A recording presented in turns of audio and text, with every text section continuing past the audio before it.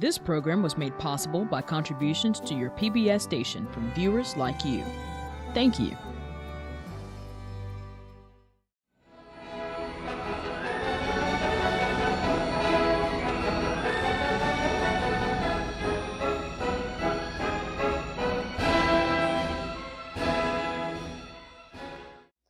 Welcome to this installment of BSO Backstage, a concert preview. I'm your host, Desirée Duncan, and I'm joined with music director Dan Allcott. Welcome, Dan. It's great to be here again. Yeah, here at Poets. I know it's a winter, lots of snow that's been happening. I love it. Yeah. I don't know.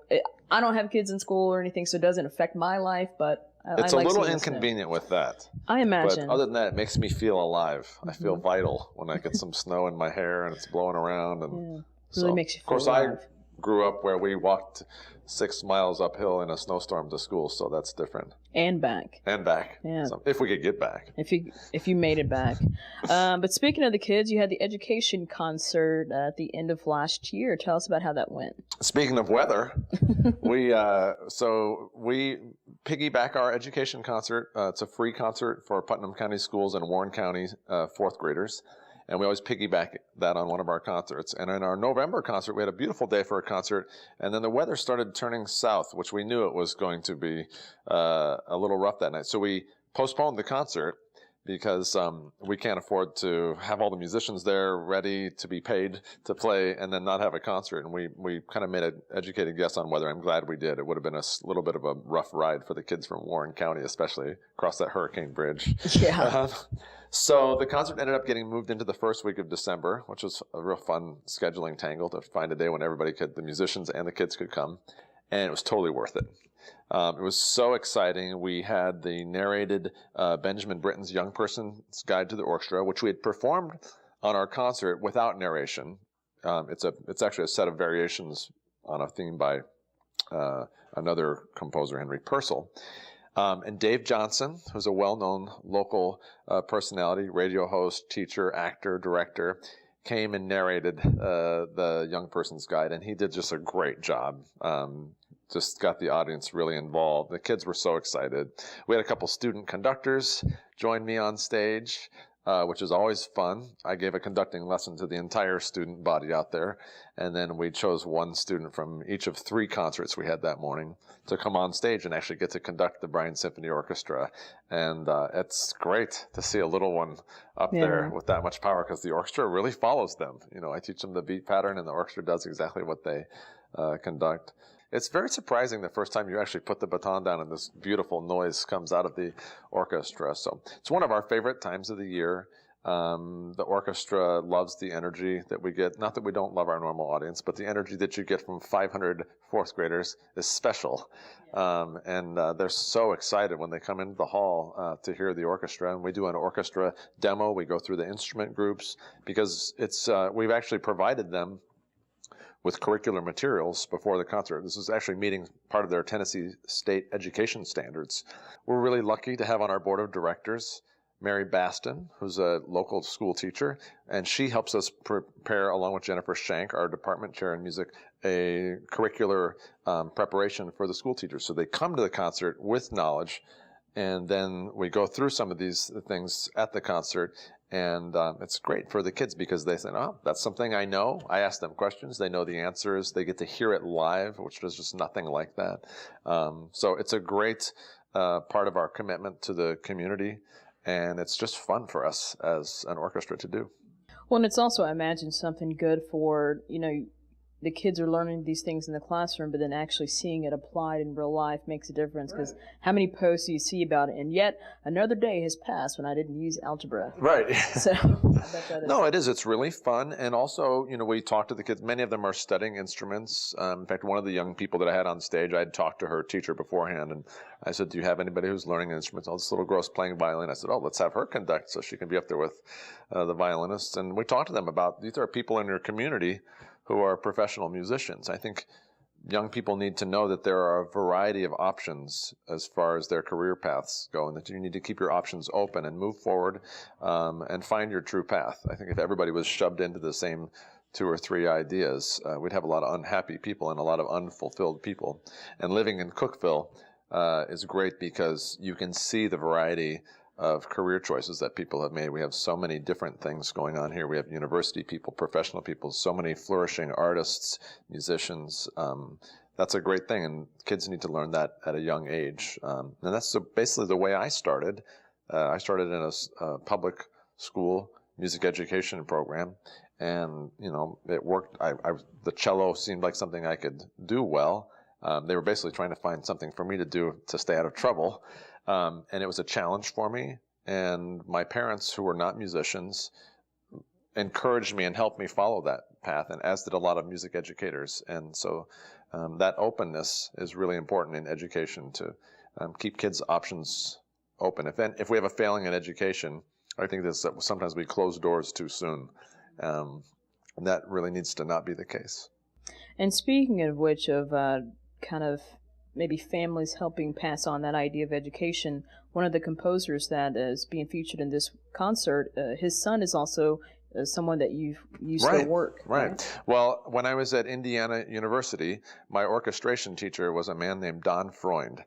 And Don is a great composer who's won so many awards and had so many commissions, and just a really, and also a neat guy. And I went to a party at his house one time, and his son, who I peripherally knew, who was young, about 10 years younger than I am, he was also a cellist, was there, Stefan. And Stefan actually was studying composition, and Stefan and I were playing basketball at this party, and kind of got to be friends. And so years later, I've been keeping an eye on what Stefan is up to, and he actually is part of a new music group called Alarm Will Sound. And he's really kind of on the cutting edge of new music and writing and composing for really neat groups and performing a lot. So actually, a few years ago, we had Stefan in residence at Tennessee Tech. I brought him here. He wrote a string piece for the University Orchestra, and we performed several other of his works. Then, in the following year, I performed some of those works with the Bryan Symphony. So it was interesting that, in this case, I chose somebody who was my contemporary first and featured one of his works.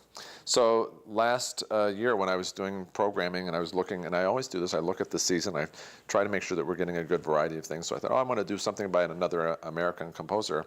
And I looked at some of the works of Don Freund, who was Stefan's father. And so we've programmed a piece called Hell's Handbasket, and it's for 16 solo players. It's 5 string players, so there's violin, 2 violins, viola, cello, bass, woodwind quintet, brass quintet, and percussion. And what Don has done, and the neat thing about Don Freund, and one of the reasons that I chose him, is that he also has a big Tennessee connection. Don taught at the University of Memphis for many years before he went to Indiana University. And he was commissioned by the Tennessee Music Educators Association to write a piece for a festival. He wrote a piece for the Governor's School Wind Ensemble, wrote a piece for the Memphis City Orchestra Schools. So he's a really involved person. Well, this piece, which he wrote in 2012, goes back to his kind of Memphis residency. It's actually based on a blues riff that he wrote. And so this piece, although it's a modern piece of music, and both of these composers are grounded in harmony. These are not works that are particularly strange. This is not new music trying to be different. This is new music doing what music has done for hundreds of years, which is reflecting on current trends or on popular music. A lot of the classical music that we have dance music that has come into the symphony. It comes from popular music at the time. So Don has done a really great job. In fact, this whole piece, even though there's a big buildup and it gets a little chaotic in the middle, the last thing you hear is this kind of bass riff at the end. And the solo bass player gets the last word in this piece, as in a blues piece you should, to be able to play the riff right at the end. So I'm really looking forward to featuring that. But it's also neat that it's the first time that I've programmed works by a father and son in my entire career, and that's a special thing to be able to do. And what a tradition in that family. They're both award-winning composers, alive and working in this millennium. And then also in that concert, you have a heavy hitter. We have Beethoven. Right. This is an interesting piece by Beethoven. This is the Symphony No. 6. It's called the Pastoral Symphony. And it's his only what we would call programmatic symphony. Programmatic music is music that has a concrete extra musical connotation. And in this instance, Beethoven wrote this piece. Beethoven was a big nature lover. He lived in Vienna, which we would think of as kind of an urban environment. But he spent a lot of time walking outside of Vienna in the Vienna woods. That's where he went for peace, and he would take long walks. And there are 5 movements to this piece, and they each describe a scene in nature. And this is unusual for Beethoven, because, I mean, Beethoven like when he wrote the Fifth Symphony, he's like, da, da, da, da, 4 notes, and he's going to base the whole thing on that. It's very, very abstract, you know, melodic in our minds, but very abstract. In this case, he's describing, and there are bird songs in here. There's a storm, the sun comes out, there's a cuckoo, there's all these things that he describes musically with different instruments, and it's a big favorite for audiences. So interesting piece, 5 movements as opposed to kind of usually a normal 4-movement symphony, but also unusual for Beethoven in that he didn't write programmatic music. A lot of people did in the 19th century. It became very popular to write something based on a piece of literature or a scene, because that was the Romantic era, based on the idea of that literature was primary.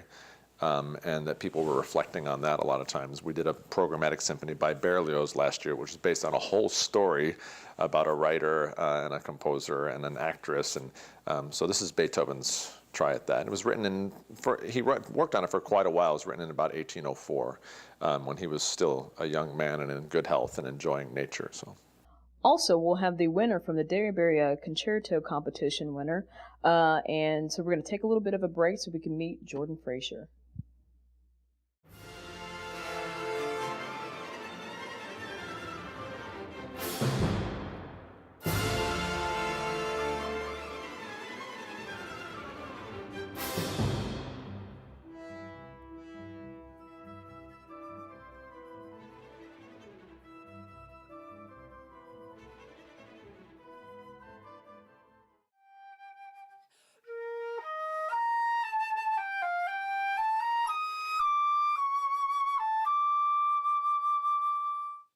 My name is Jordan Frazier, and I'm a junior flute performance major here at Tech from Brentwood, Tennessee, and I'm very excited to be a winner of the Derryberry Concerto competition.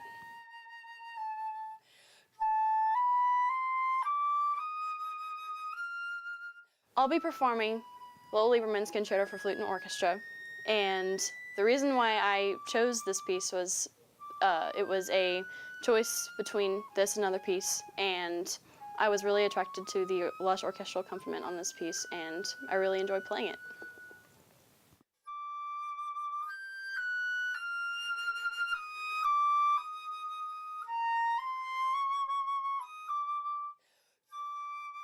I'm very excited to perform with the orchestra because this is my first time, and I've had previous experiences with performing solo with a band, but this is going to be way better.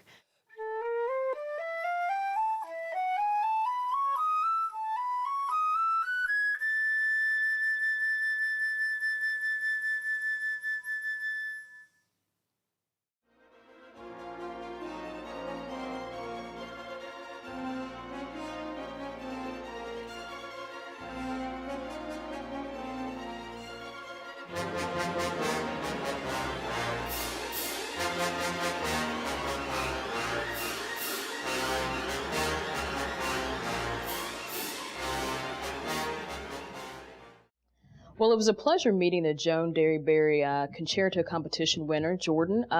Tell us a little bit about her. I know you've probably been working with her for a while now. She's a great student she's actually been in university orchestra with me for several semesters, and then has frequently performed with the Bryan Symphony Orchestra. And she's a junior performance major in flute, and just a great kid. It's so much fun to see every year, you know, who wins the competition. And this is a great part of our partnership between the Bryan Symphony and Tennessee Tech University, where the winner of the competition comes from our student body and frequently has been a member of the Bryan Symphony.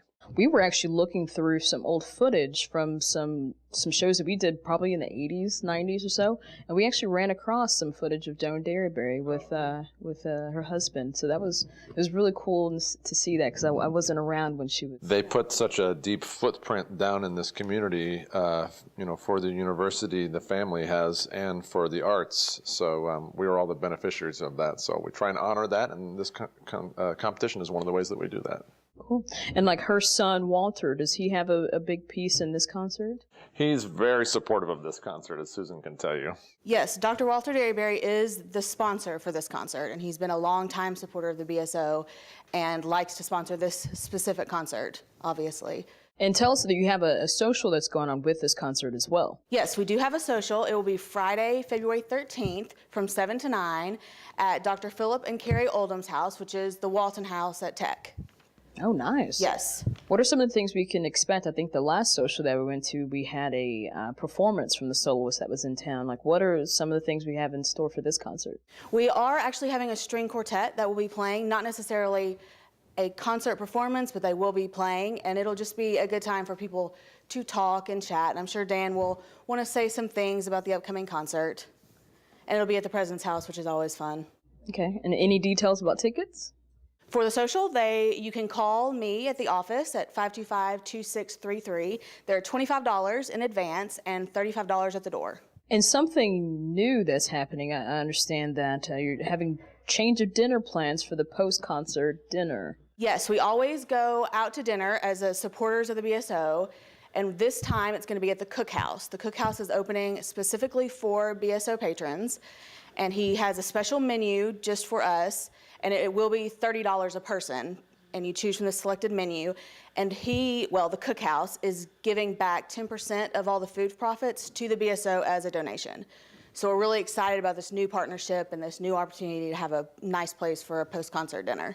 And something else that's a little different, I wouldn't say new, just maybe something that's different, is the lecture that's being done this time. It's going to actually be done by someone else. Right. Sarah McKelvey is a musician who has moved to town with her family, and she is a violinist and violist, and she's actually played with the symphony on the outdoor concert, and she's somebody that I knew before she moved to town. And so when Kathy Godis let me know she was unavailable this time, Sarah has actually been teaching adjunct music appreciation classes. She has a master's degree in music, and I asked her if she'd be interested, and she said, of course.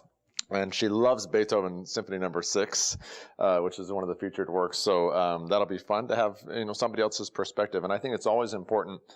I don't mind writing. I write program notes for the concerts, and I write a piece for our newsletter. But it's great to get somebody else's perspective on some of the music. And in this case, Dr. Godis has done this for so many years and has been very helpful, and people enjoy hearing another perspective. So this time they get to hear from Sarah McKelvey. So I appreciate her doing that. That's great. Well, speaking of which, tell us about the upcoming concert. Well, I'm excited about the variety of music. We have 2 pieces of music by living American composers, and that's unusual for us. It just happens. This is always a difficult concert to program because the Derryberry competition doesn't happen until December or November usually. And so I have to kind of leave a big gaping hole in the program because I don't know how long the concerto will be. So I leave one thing. But I had chosen one work by an American composer named Don Freund. So that work was on there. And then it just so happened that the concerto competition winner played a piece by Lowell Lieberman, who's an American composer. And so we have those 2 works to start the first half, and then this great symphony by Beethoven on the second half. So when the students are competing, the songs that they choose, the concertos that they choose, that becomes what's going to be in the concert? Right. So we have to, basically the competition happens in November, and there's one representative from each studio is allowed to perform. So like one flute player is allowed. And not every studio has somebody ready every year because as part of your curriculum, you're learning a certain amount of works, and you don't always have a concerto, piece that's ready for orchestra at that time of year or during that part of your schooling. So it's really a fun evening, and we bring in an outside jury who they get to hear these works. So that way we're not judging them ourselves. They take a lot of things into consideration. Who's best prepared musically, who's is best prepared to play with an orchestra. You have to be able to play the notes, but you also have to be able to project the musicality required of the piece. So it's fun. And like I said, it's always up in the air. I have no idea whatever is going to happen, so I can't leave everything to chance. But it's a really fun thing. And then that happens on a Monday night. Usually it's the Monday before Thanksgiving. we have the competition. And then the next couple of days, I'm scrambling around trying to figure out what it is that and frequently the pieces also, like this is a rental piece of music. So I'm doing rental contracts over Thanksgiving, trying to make sure that we can get the music in time. Every once in a while it has to come from overseas, the piece or whatever. So that's that fun part of being a conductor that I don't often get to share with people. There's a lot of paperwork that goes into ordering the music. But I tell you, it's like I'm like a little kid when new music comes in a box, and the new score is there, and I look it up and I open up. I get very excited. Like, what treats do we have today? I know, it's so silly. My wife teases me about that. Sometimes I get new music or even cello strings in the mail, and I'm like, oh, goody. It's like, wow, you got new cello strings. And I imagine the judges are different every year? Yes, we do. And we frequently have, there are some retired faculty in our area who we love to have them on the jury because they have a certain, they have an emotional stake. They understand how important the Derryberry competition is to Tech. This year it was really fun. We had one of our alums who's now principal horn with the Knoxville Symphony, Jeffrey Whaley. He came over and was one of the judges. And he also, he knows exactly what it's like to be up there on the stage because Jeffrey competed in this competition only 12 or 13 years ago. And then he brought another colleague from the Knoxville Symphony. So, we try and mix up the jury, and you also want to have representatives of different areas of playing, brass player, woodwind player, string player. We try and keep it round. And also has to have people that are available. One of the reasons we've defaulted to that time of year is frequently musicians don't have a concert the week of Thanksgiving, so they're more available to judge a competition on a Monday night. They don't have rehearsals a lot of times Monday nights. Usually Monday is recovery day for professional musicians after your weekend. So, have you ever noticed, and I don't know if this has happened, but has there ever been a particular instrument or studio that wins this concerto? People always warned me about that. Like when because we have certain reputations. We have a reputation of having a great tuba tradition at Tennessee Tech, which we do. But, that tradition isn't specific to soloists or whatever. So we have actually had a really good variety of soloists over the years. We've had saxophone, and we have had, I think, one tuba winner while I've been here. It's really been mixed up, bassoon and stuff. I will tell you, it's harder for the string kids because the kind of instrument that you have to own to sound that good at that, like let's compare like a pianist and we've had piano winners also, pianist and a string player in college. The pianist gets to play a perfectly tuned Steinway, and a string player gets to play the instrument that they can afford or whatever. I'm not saying that doesn't, isn't taken into account by the jury. The jury's not going to expect a kid to sound like he has a Stradivarius or whatever. But, it's an apples and oranges competition, which I think is what I'm most importantly saying is that it's a challenge for the jury. They go up there. If you have 8 violinists standing in front of you and they play, it's pretty easy to figure, or maybe a little easier to say, oh, well, this one, stood out. But in this case, it's all apples and oranges. You've got one of a kind of everything, totally different pieces of music. So choosing the jury is something that I take very seriously. And of course, the one reason I think it's going well is we've never had everybody be happy with the jury. So that means we're mixing it up. That's how you know if things are going well. If there's room for complaints every year, then it's probably going just about right. And it's hard. It's a difficult thing, and the jury knows that too. So, and I think the faculty know that too, that it's just really hard for them. And, competitions are subjective. You can't have a music competition and say that it's totally objective. There's not enough time to count all the factors that go into it. So, but it is fun, and we always have a good winner for the audience. And I think our audience just really delights in seeing one of these young people up there, and it gives us that connection. Like, look how hard these kids are working, and it's great. But speaking of that, something that I noticed from this last year's winner, the trumpet player, is that to me, it seems like you become a very high-profile person. I don't know if it's because of his personality or the particular instrument that he played, but I mean, anytime I went somewhere and there was music, I saw him. Mm-hmm. They become a recognizable face. Yeah. Because they come out of the mass. And in that case, we don't have a lot of trumpets in the Bryan Symphony. We have 2 faculty members who play, so we'll have 1 student sometimes join them when we need 3 or sometimes 4 trumpets.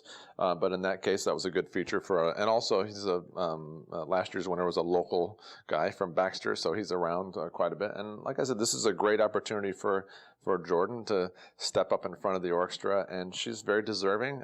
She and I have had a long working relationship through playing in university orchestra as well, so I think it was not a surprise to me that she won. That's the other thing, is I don't listen to the competition.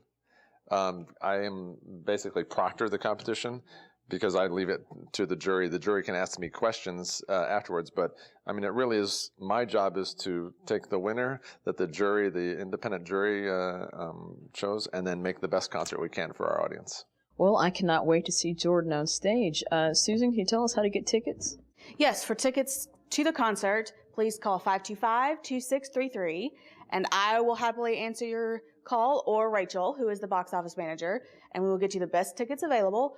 The box office will also open at 1:30 on Sunday if you want to come and hope there's still tickets available, but we do normally sell out, so it would be better to call in advance. Yeah, every concert I've been to has been a packed house. It's really exciting to see. We have great ushers, though, who, if people come at the last minute, we can tell which seats are not going to be taken. We usually have some turned in at the last minute, people who are either ill or out of town. And so we will seat you at the concert. Show up. Don't miss it. All right. Well, looking forward to the concert on February 15th. And thank you, Dan and Susan, for joining us. And we'll see you next time on BSO Backstage, a concert preview.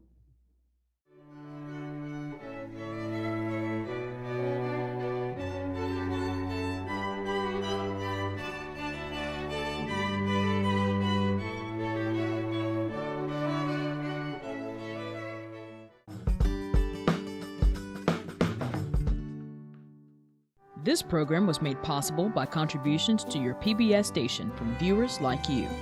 Thank you.